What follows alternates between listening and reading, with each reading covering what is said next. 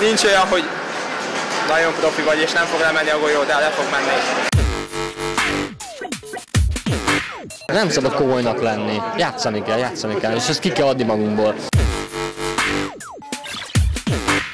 Aki nem tud improvizálni, illetve ideges játékos, az soha nem lesz jó játékos.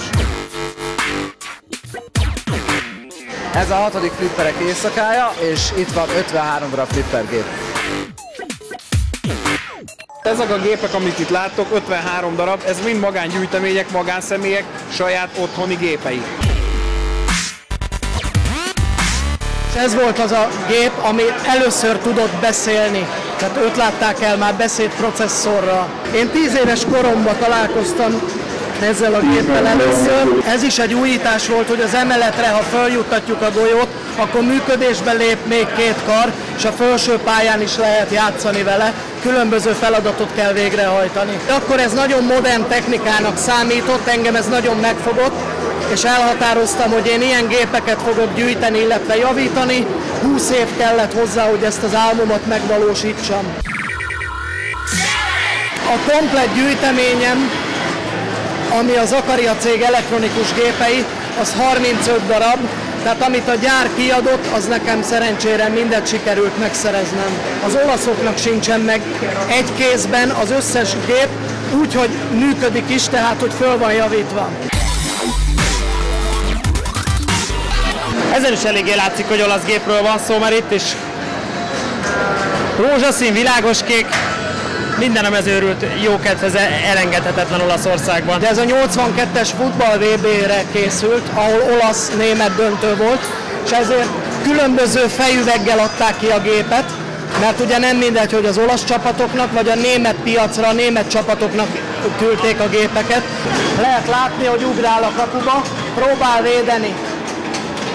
De ezt most nem tudta kivédeni, tehát gólt szereztünk, és ezáltal ponthoz jutottunk. Tulajdonképpen ennek a flippernek a lényege, hogy különböző címeket összegyűjtsél. Kéken villog ez a sor, azok a különböző címek. Illetve található benne egy vár, amit le kell rombolni. A lámpa végén a hercegnő raboskodik, őt kell kiszabadítani.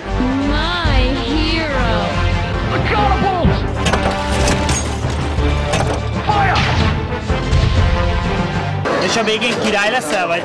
Nem, a fő lényege ennek, a parasztokat felszabadít a gonosz várurak a zsarnoksága alól.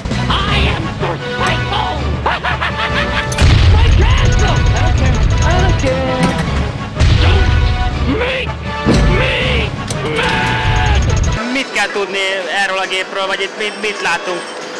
Ez a belegondolom. 89-es évjáratú masingép, nagyon kedvelt, gyűjtői körben nagyon szeretik ők. Egy klasszikus kar van benne, 2 tekercs van, a tekercset mechanikusan, tehát egy mechanikai változás után váltja át a behúzó tekercs és a tartó tekercs között. Van 3 szimbólum, amit ki kell gyűjteni, a mágnes, a gitár és a száj. Akkor átteszem, és nem lövöm be a mágnesbe. Hogyha ezeket össze tudod gyűjteni, akkor fel kell lőni a lámpára. Visszahozod még onnan lentről, és azt a rohadt. Szerencse is, és nagyon sok év gyakorlás. A sok év gyakorlás alatt azt értem, hogy minél több gépet kell megismerni, ami nagyon nehéz, mert kb. 2000 darab gép van. 2 golyót fogok, és a másik karra át kell tenni valahogy. Figyelj!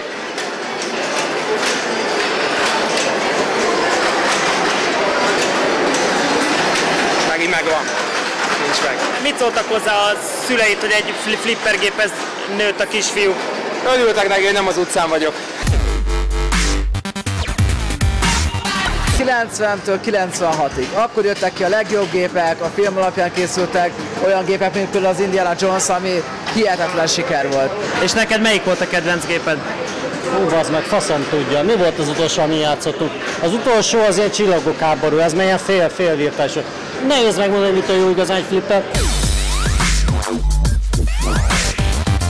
Az a kocsmáros, aki ma a flippert akar tartani a kocsmában, mert mondjuk szereti a flippereket, meg tudja, hogy ez egy ilyen minőségi sport szórakoztatásnak számít annak, akkor mennyibe kerül egy ilyen gép? Van egy díja annak, hogy maga a gép az üzemelhet egy OMH engedélye, van egy játékadó, és ugye adózik még a bevétel után. Ezek játékgépek, nem szerencse játékgépek. Tehát pontosan Viszont az öltem meg. sporteszközök, mint mondjuk egy darts vagy egy csocsó, amire nem kell fizetni. Ezzel nem lehet nyerni, tehát ebből kifelé a büdös életben nem jön forint. Én mondjuk ne talán eljutok olyan helyre, ahol én tudok játszani, akkor körülbelül egy nap maximum 300 forintot dobok a gépbe. Számítógépes flipperen játszol, vagy ez nem ugyanaz? Nem bírok.